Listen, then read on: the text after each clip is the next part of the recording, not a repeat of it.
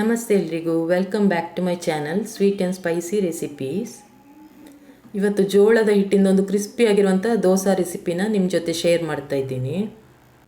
ಜೋಳದ ಹಿಟ್ಟಲ್ಲಿ ರೊಟ್ಟಿ ಮಾಡಲಿಕ್ಕೆ ಕಷ್ಟ ಅನ್ನೋರು ಈ ಕ್ರಿಸ್ಪಿಯಾಗಿರುವಂಥ ದೋಸೆನ ಟ್ರೈ ಮಾಡ್ಬೋದು.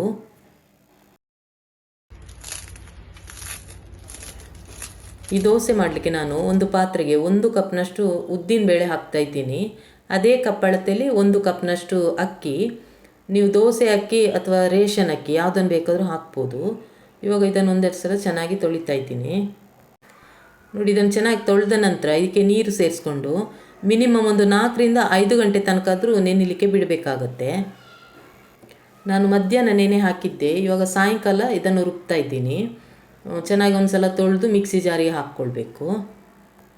ನಂತರ ಯಾವ ಕಪ್ನಲ್ಲಿ ನಾವು ಅಕ್ಕಿ ಮತ್ತು ಉದ್ದಿನಬೇಳೆ ತೊಗೊಂಡಿದ್ವೋ ಅದೇ ಕಪ್ನಲ್ಲಿ 1 ಕಪ್ಪಷ್ಟು ಅವಲಕ್ಕಿಯನ್ನು ಕೂಡ ನಾವು ಸೇರಿಸಬೇಕಾಗತ್ತೆ. ನಾನಿಲ್ಲಿ ತೆಳು ಅವಲಕ್ಕಿಯನ್ನು ತೊಗೊಂಡಿದ್ದೀನಿ. ಇದರಲ್ಲಿರುವ ಡಸ್ಟ್ ಹೋಗಲಿಕ್ಕೆ ಸ್ವಲ್ಪ ನೀರು ಹಾಕ್ಕೊಂಡು ತೊಳೆದು ಸೇರಿಸ್ಕೊಳ್ಳಿ. ನೀವು ದಪ್ಪ ಅವಲಕ್ಕಿ ಹಾಕೋದಿದ್ರೆ ಅರ್ಧ ಕಪ್ನಷ್ಟು ದಪ್ಪ ಅವಲಕ್ಕಿಯನ್ನು ರುಬ್ಬೋದಕ್ಕಿಂತ 20 ನಿಮಿಷ ಮುಂಚೆ ನೆನೆ ಹಾಕಿ ಸೇರಿಸ್ಬೋದು. ಇದಕ್ಕೀಗ ಉಪ್ಪು ಮತ್ತು ಸ್ವಲ್ಪ ನೀರು ಸೇರಿಸ್ಕೊಂಡು ನಯ ರುಬ್ಕೊಳ್ಬೇಕು. ನೋಡಿ, ರುಬ್ಬಿದ ನಂತರ ಅದೇ ಕಪ್ನಲ್ಲಿ 3 ಕಪ್ನಷ್ಟು ಜೋಳದ ಹಿಟ್ಟನ್ನು ಸೇರಿಸ್ಕೊಳ್ಬೇಕು. ರುಬ್ಬಿಟ್ಟಿರುವ ಹಿಟ್ಟಿಗೇನೆ ಹಾಕ್ಕೊಳ್ಳಿ. ಈ ರೀತಿ ಮಿಕ್ಸಿ ಜಾರಿಗೆ ಹಾಕಿ ರುಬ್ಬೋದ್ರಿಂದ ರುಬ್ಬಿರುವ ಹಿಟ್ಟು ಮತ್ತು ಜೋಳದ ಹಿಟ್ಟು ಚೆನ್ನಾಗಿ ಮಿಕ್ಸ್ ಆಗುತ್ತೆ. ನೋಡಿ, ಈ ರೀತಿ 3 ಕಪ್ನಷ್ಟು ಜೋಳದ ಹಿಟ್ಟು ಹಾಕಿದ ನಂತರ ಸ್ವಲ್ಪ ನೀರು ಸೇರಿಸಿ ಒಂದು 2 ರೌಂಡು ರುಬ್ಕೊಳ್ಬೇಕು. ನಂತರ ಒಂದು ಪಾತ್ರೆಗೆ ಹಾಕ್ತಾ ಇದ್ದೀನಿ. ನಾವು ಇದಕ್ಕೆ ಸೋಡಾ ಪೌಡ್ರ್ ಯಾವುದು ಸೇರಿಸ್ತಾ ಇಲ್ಲ. ನಂತರ ಮಿಕ್ಸಿ ಜಾರಿಗೆ ಒಂದು 1/4 ಕಪ್ನಷ್ಟು ನೀರು ಹಾಕಿ ಅದೇ ಹಿಟ್ಟಿಗೆ ಹಾಕ್ಕೊಳ್ಳಿ. ಇವಾಗ ಕೈಯಲ್ಲೇ ಒಂದು 2 ನಿಮಿಷ ಚೆನ್ನಾಗಿ ಮಿಕ್ಸ್ ಮಾಡಿಕೊಳ್ಬೇಕು. ಈ ರೀತಿ ಕೈಯಲ್ಲೇ ಚೆನ್ನಾಗಿ ಮಿಕ್ಸ್ ಮಾಡೋದ್ರಿಂದ ಹಿಟ್ಟು ಚೆನ್ನಾಗಿ ಹುದುಗಿ ಬರುತ್ತೆ. ನೋಡಿ, ಇಷ್ಟು ತೆಳುವಾಗಿದೆ. ಇದಿನ್ನು ಹುದುಗಿದ ನಂತರ ಸ್ವಲ್ಪ ದಪ್ಪ ಆಗುತ್ತೆ. ಇದನ್ನು 10 ರಿಂದ 12 ಗಂಟೆ ತನಕ ಫರ್ಮೆಂಟೇಷನ್ಗೆ ಬಿಡಬೇಕು. ನಾನು ಸಾಯಂಕಾಲ 5 ಗಂಟೆಗೆ ರುಬ್ಬಿಟ್ಟಿದ್ದೆ, ಮಾರನೇ ದಿನ ಬ್ರೇಕ್ಫಾಸ್ಟಿಗೆ ಅಂತೇಳಿ. ನೋಡಿ, ಎಷ್ಟು ಚೆನ್ನಾಗಿ ಹುದುಗಿ ಬಂದಿದೆ. ನೆಕ್ಸ್ಟ್ ಡೇ ನೋಡಿ, ಫರ್ಮೆಂಟೇಷನ್ ಆದ ನಂತರ ಸ್ವಲ್ಪ ದಪ್ಪ ಅನಿಸಿದೆ ಹಿಟ್ಟು.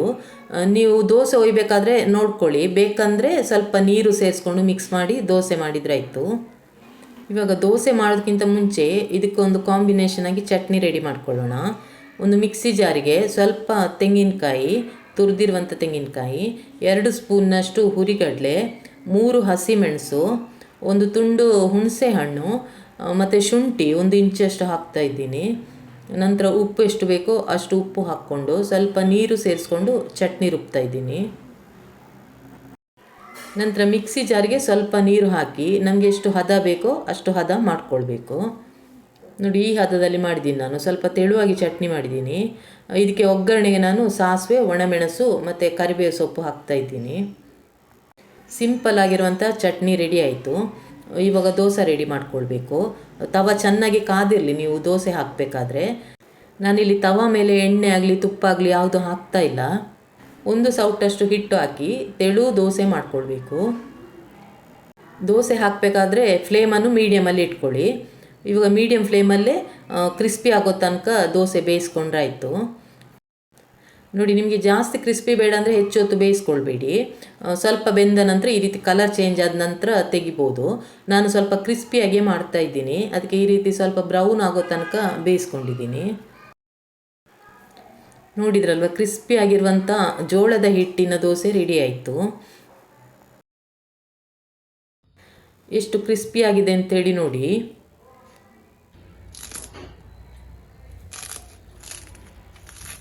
ನಿಮಗೆ ಈ ರೆಸಿಪಿ ಇಷ್ಟ ಆಗಿದರೆ ಖಂಡಿತ ಒಂದು ಲೈಕ್ ಕೊಡಿ. ಸಾಧ್ಯವಾದಷ್ಟು ಎಲ್ಲರ ಜೊತೆ ಶೇರ್ ಮಾಡಿ. ಹೊಸಬರಾಗಿದ್ದರೆ ದಯವಿಟ್ಟು ಸಬ್ಸ್ಕ್ರೈಬ್ ಮಾಡಿಕೊಂಡು ನೋಡಿ. ಹೊಸ ರೆಸಿಪಿ ಜೊತೆ ಇನ್ನೊಂದು ವಿಡಿಯೋದಲ್ಲಿ ಸಿಗ್ತೀನಿ. Thanks for watching.